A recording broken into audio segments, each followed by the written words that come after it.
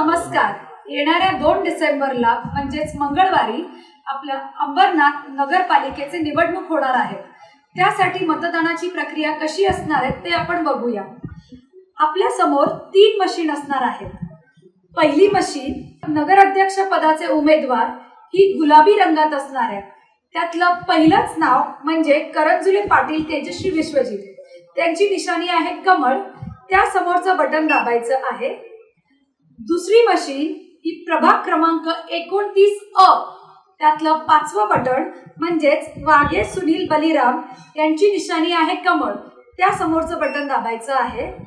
तिसरी मशीन प्रभाग क्रमांक 29 ब त्यातलं पहिलं बटन म्हणजेच अल्पना गुलाबराव करंजुले पाटील, निशाणी आहे कमळ.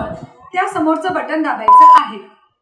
आपण अंबरनाथचे सुज्ञान नागरिक असून आपलं मूल्यवान मत हे भारतीय जनता पक्षाच्या कमळ या निशाणीलाच द्याल अशी नम्र विनंती करते.